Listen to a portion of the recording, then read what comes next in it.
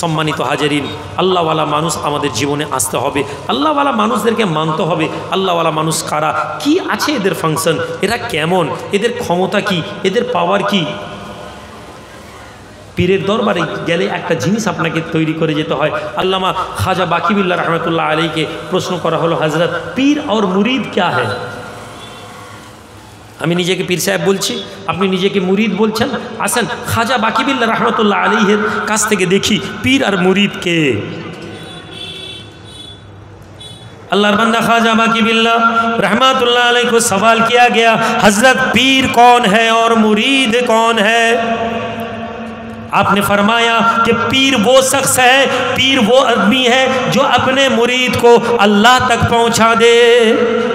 जोरे बोलबेन ना, আপনার পীর আপনাকে আল্লাহ পর্যন্ত পৌঁছে দিবে। हजरत मुरीद कौन है? मुरीद वो है जो अपने घर से निकले, अपना निजर बाड़ी থেকে বেরোয় और अल्लाह को पहुंचने तक अपने पीर को ना छोड़े। मुरीद হচ্ছে ওই ব্যক্তি যে আল্লাহ ঘর থেকে বেরোয়, আল্লাহ না পাওয়া পর্যন্ত পীরকে ছাড়ে না। সুবহানাল্লাহ, সুবহানাল্লাহ। এখন প্রশ্ন করুন, আমি ধরেই নিলাম আপনি একজন ভালো প্রতাপপুর দরবার শরীফের মুরিদ, আমি ধরেই নিলাম আমি পীর, আমি কিন্তু পীর না, তারপরেও ধরে নিলাম বোঝানোর জন্য। স্তূত প্রশ্ন, আপনি আমাকে পেয়ে, প্রতাপপুর দরবারকে পেয়ে আল্লাহ কতটা পেয়েছেন? আমি পীরের দৃষ্টি দিয়ে যখন আমি মুরিদদেরকে দেখি, প্রতাপপুর দরবারে গিয়ে কেউ আল্লাহ পাওয়ার কথা বলে না। হুজুর ব্যবসা চলেনি, হুজুর বাণিজ্যটা খারাপ হয়ে গেছে, হুজুর মেয়ের বিয়েটা হচ্ছে না, হুজুর বিবির কোমরে যন্ত্রণা, হুজুর আমার হাঁটুতে একটা সমস্যা, হুজুর মালটা পাটি নিচ্ছে না। পীরের দরবারে এর বাইরে আমি কোনো মুরিদ হাজারে একটা আত্মা ছাড়া পাইনি। এটাই সত্য কথা। আপনি পীরের দরবারে গেছেন কেননা আপনার দুনিয়াটা যেন ভালোভাবে চলে, আপনার ব্যবসাটা যেন ভালো হয়। আপনি পীরের হাতে নজরানা গুঁজে দিয়েছেন, এই জন্য হুজুর একটু দোয়া করবেন যেন ব্যবসাটা ভালো হয়। আপনি এই জন্য কোনো দিন পীরের দরবারে মেহমানদারির জন্য পয়সা দেননি, হুজুর আল্লাহ পাওয়ার জন্য এই পয়সা দিলাম, দোয়া করুন যেন আল্লাহ পেয়ে যাই। হতে পারে এরপরেই প্রশ্ন করবেন, আল্লাহ পাওয়ার জন্য কি করছো? মেজলা হুজুর পীর কেবলা ফুরফুরার তিনি বলতেন, হায় রে বাংলার লোক, আমি আবু বকর সিদ্দিককে তাবিজ দেওয়া মৌলবি মনে করলো, আল্লাহ পাওয়ার জন্য ইলমে তাসাউফের কোনো লোককে আমার কাছে এসে পৌঁছাতে দেখলাম না। 50 বছর আগের কথা, আজকের দিনে তো অসম্ভব। তাহলে আজকের দিনে পীর মুরিদি ওয়ান টাইপ অফ বিজনেস হয়ে গেছে। আমি আপনাকে তাবিজ দিব, দোয়া দিব, ফুঁক দিব, ইস্তেহার দিব, আমি পয়সা নিব। আপনিও নিয়ত করেছেন ব্যবসাটা ভালো চললে হুজুরের তাবিজ নিয়েছি, বছরে হুজুরের জলসা একটা গরু 5 টাকা। এই কাজগুলো খারাপ বা ভালো মন্দ আমি এটা যাচ্ছি না, কিন্তু আজকে আমরা একটা আদর্শকে বরবাদ করে দিচ্ছি, আমরা একটা মত পথকে ধ্বংস করে দিচ্ছি। আমরা বলছি তবলিগ বেরিয়ে আমাদের বিরোধী ইমান কেড়ে নিচ্ছে, এই দেওবন্দি বেরিয়ে ইমান কেড়ে নিচ্ছে। আমি ইমান বাঁচানোর জন্য কি করেছি? জলসা করা ছাড়া। আর জলসায় ইমান তাজা হয় না, জলসাতে গল্প শোনাতে হয়, জলসাতে এন্টারটেন করতে হয় আপনাদেরকে, এটাই সত্য কথা। 1 ঘন্টা ধরে কোরআনের কথা আর কোরআনের বাংলা মানে পড়বো, 10% লোক থাকবে না, পালিয়ে যাবে। আপনি আল্লাহ পাওয়ার যদি আকাঙ্ক্ষা রাখেন, পীরের দরবারের সাথে মুরিদের দরবার, পীর যখন মুরিদ তেমন হবে। খাজা বাকিবিল্লাহ রহমতুল্লাহ আলাই, পীর প্রশ্ন করছে, মুরিদ ঘরে মেহমান এসেছে, পীরের দরবারে বাড়িতে মেহমানদারির জন্য কিছু নেই, হুজুর বেরিয়েছেন, বেরিয়ে রাস্তায় ঘুরছেন, মুরিদ রুটিওয়ালার সাথে দেখা, हज़रत आप, हाँ बेटा वो घर पे मेहमान है, हज़रत मेरे पास से ये कुछ रोटियां हैं ले जाइए, हमारे काছে रोटियां चली जाए। नहीं बेटा फ़िलहाल तो पैसा नहीं है। हज़रत मैं आपका मुरीद हूँ, आप ले जाएं, मेहमान नवाजी करें, वक्त मिले तो वापस दे देना। হুজুর আমি আপনার মুরিদ, এখন রুটি নিচ্ছি, আপনি নিয়ে যান, পরে। হুজুর এসছেন, রুটি দিয়ে মেহমানদারি হয়ে গেছে, রুটিওয়ালা বিকালে সাইকেল নিয়ে ফিরছে টুক টুক টুক টুক করে, পীরের খানকা সাইকেলটা দাঁড় করিয়ে নিজের রুটির জিনিসপত্র রেখে হজরতের দরবারে হুজুর বসে আছেন, জবাব দিচ্ছেন, মাং বেটা क्या मांगता है? জোরে বলবেন না, জোরে বলবেন না, একটু জোরে বলবেন না। আপনি সারা জীবন বলছেন চাইলে আল্লাহর কাছে চাইতে হবে, নাহলে শিরক হয়ে যাবে। এটাই আপনি শিখেছেন। আপনাকে যে মৌলভী সাহেব শিখিয়েছে সে ঠিকই শিখিয়েছে, কিন্তু সে পরিপূর্ণতা শিখায়নি। আল্লাহর কাছেই চাইতে হবে, কিন্তু আল্লাহ যখন ক্ষমতা দিবেন, বান্দাও যদি বলো কি চাইছো, অসুবিধা নেই। রেস্টুরেন্টে গিয়ে আপনি যে বয়টা দাঁড়িয়ে আছে, যে ওয়েটারটা দাঁড়িয়েছে, কি খাবেন বলুন, কি চান, আপনি সেখানে শিরক দেখতে পারেন না। যে ডাক্তারের কাছে গিয়ে আপনি বলেন, ডাক্তারবাবু কালকে যে গুলিটা দিয়েছেন খাওয়ার পরে শরীরটা খুব ভালো আছে, আপনি জানেন না ওটাও শিরক। আপনি বলছেন হুজুরের তাবিজ দিয়ে ভালো হয়ে গেছি বললে শিরক হয়ে যাবে। সমস্যা, আঘাত আমাদের উদ্দেশ্য, ধর্ম শেখানো আমাদের উদ্দেশ্য না। হ্যাঁ হ্যাঁ, ওই মুরিদ যদি এইটা মনে করে আমি আল্লাহর কাছে এতদিন চাইলাম আমার কিছুই হলো না, আল্লাহ আমার পীর সাহেবের এই তাবিজ নিলাম, পীর সাহেবের এই জাড়ি নিলাম, পীর সাহেবের এই তসবি গলায় নিলাম, আমার টাকা হয়ে গেল, ও মুশরিক।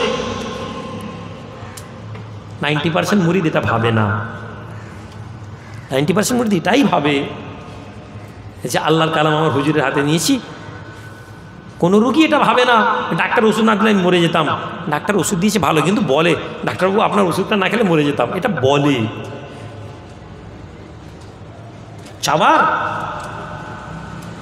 নবীজি রাতের বেলা দাঁড়িয়ে আছেন, আল্লাহ নবীর একজন সাহাবী রাবিআতা রাদিয়াল্লাহু তাআলা আনহু, তিনি বলছেন আমি রাতের বেলা রাসূলুল্লাহ সাল্লাল্লাহু আলাইহি ওয়াসাল্লামের নামাজের জন্য, তাহাজ্জুদের নামাজের জন্য আমি ব্যবস্থা করতাম, তার মুসাল্লা, তার জায়নামাজ, তার মিসওয়াকের ব্যবস্থা করতাম। আল্লাহ নবী রাতের বেলা উঠে ওযু করতেন, নামাজের জন্য দাঁড়াতেন।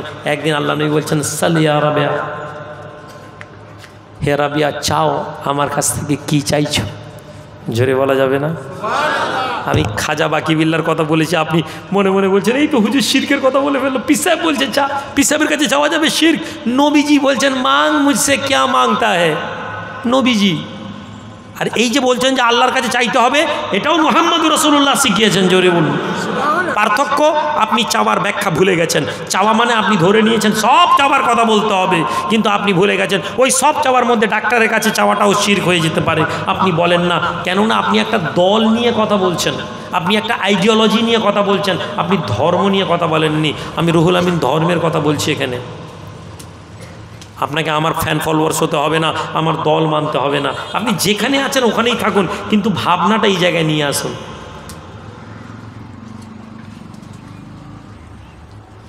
আল্লাহ নবী বলছেন উম্মে সালামা চা। রাবিয়া রাদিয়াল্লাহু তাআলা আনহু বলছেন ইন্নী আসআলুকা, নবীজি বলেছেন চাও। সাহাবী বলতে পারতেন ইয়া রাসূলুল্লাহ আল্লাহর কাছেই চাইব। সাহাবী জবাব বলছেন ইন্নী আসআলুকা, আরবিতে ট্রান্সলেট করুন, জিজ্ঞেস করুন মৌলানাকে ইন্নী আসআলুকা মানে কি? ইয়া রাসূলুল্লাহ मैं आपसे मांगता हूँ। সুবহানাল্লাহ বলবেন না? কথা বুঝতে পারছেন না, পারেননি? ইন্নী আসআলুকা মুরাফাকাতুকা ফিল জান্নাহ।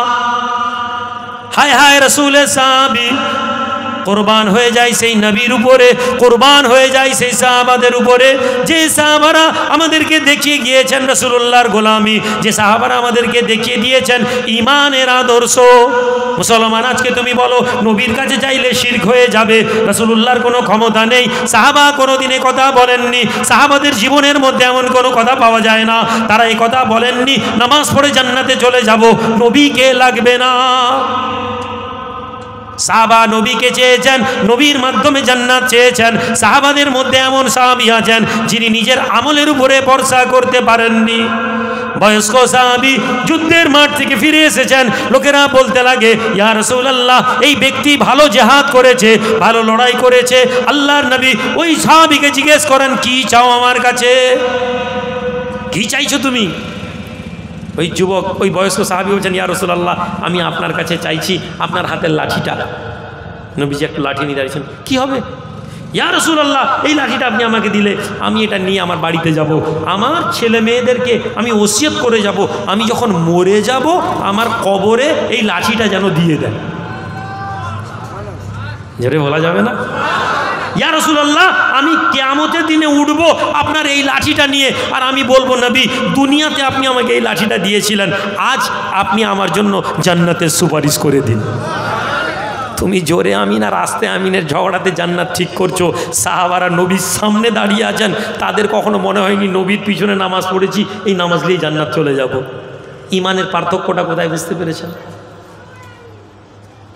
হযরত মুয়াবিয়া আমিরে মুয়াবিয়া মরে গেছেন, দুনিয়া থেকে চলে যাচ্ছেন, বলছেন শোনো আমার কাছে না নবীজির নখ মোবারক আছে, নখ, হাতের নখ।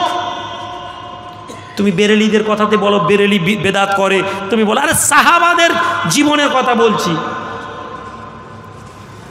তুমি বেরেলিকে দেখতে পারো না, তুমি আহলে হাদিসকে দেখতে পারো না, তোমরা একে অপরের বিরোধিতা করো। কেননা তোমরা রাজনৈতিক দলেদের মতন, সিপিএম টিএমসি তৃণমূল কংগ্রেসের মতন আমরা হয়ে গেছি। হক কথা যতই বলুক হবে না। একটা ছোট মজার কথা এর মধ্যে বলি, লালু প্রসাদ যাদব, সাংবাদিকরা বলল আপকা ইতনা বাচ্চা কিউ है? বললাম इसके लिए कांग्रेस ही जिम्मेदार है। আমার ছেলের এত ছেলে হওয়ার জন্য কংগ্রেস দায়ী। সাংবাদিকরা অবাক, কিউ? বলে কংগ্রেস একটা যোজনা এনেছিল, হাম দো হামারে দো। আপনারা যারা বয়স্ক লোক আছেন তারা হয়তো অনেকে জানবেন, একটা সময় কংগ্রেসের একটা স্লোগান ছিল হাম দো হামারে দো, মানে আমরা স্বামী স্ত্রী দুজন, আমাদের ছেলে মেয়ে দুজন, বাপ মা জাহান নামে যাক, বুড়ো বুড়িকে লাত মেরে তাড়িয়ে দে। এটাই তো ইসলামের সাথে অমুসলমানদের কনফ্লিক্ট। মুসলিম আর নন মুসলিমের মধ্যে ডিফারেন্স কি? একজন নন মুসলিম একটা পিরিয়ড পর্যন্ত মা বাপ তার কাছে ভ্যালুয়েবল, এরপরে তার সোসাইটি, তার সমাজ বৃদ্ধাশ্রম বানিয়েছে। সে দেখেছে আমার বাপ আমার দাদুকে বৃদ্ধাশ্রমে পাঠিয়ে দিয়েছে, সুতরাং সে যখন আসে সে তার বউকে নিয়ে সে প্রিপেয়ার থাকে আমাকে বৃদ্ধাশ্রমে যেতে হবে। ইসলাম নবীজি বলছেন তোমার মা বাপের পায়ের তলায় তুমি।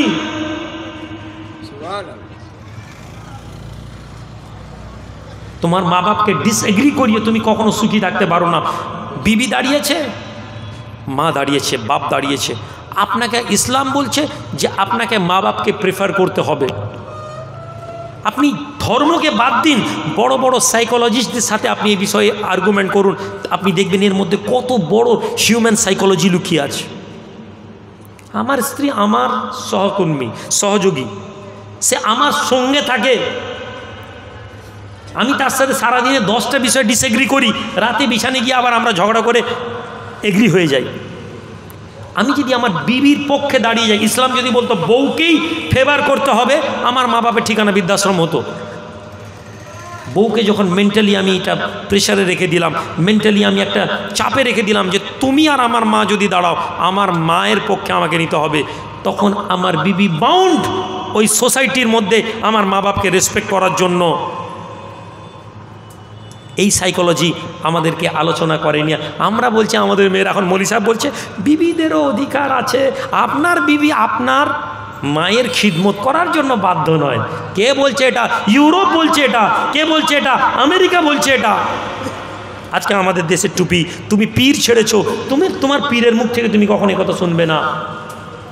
তুমি যাদেরকে বড় আলেম মনে করো তারা বলছে আপনার বিবি বাধ্য নয় আপনার বউয়ের মায়ের কথা শুনতে, তোমার বিবি বাধ্য তোমার মায়ের কথা শুনতে, তোমার বিবি বাধ্য তোমার বাপের খিদমত করার জন্য। তুমি কি জানো নি? আর যদি না হয় তাহলে শোনে নাও, তোমার বাপ যদি তোমাকে বলে তোর বউকে ছেড়ে দে, তুমি বাধ্য তোমার বউকে ছেড়ে দেওয়ার জন্য। তোমার বিবিকে এটা শুনিয়ে দাও, তুমি আমার মাকে খিদমত করার জন্য বাধ্য নও, তুমি আমার বাপের খিদমত করার বাধ্য নও। যদি ইসলামের এই কথা বলো, ইসলাম এ কথাও বলেছে আমার বাপ যদি বলো তোমাকে ছেড়ে দিতে, আমি তোমাকে ছেড়ে দিতে বাধ্য।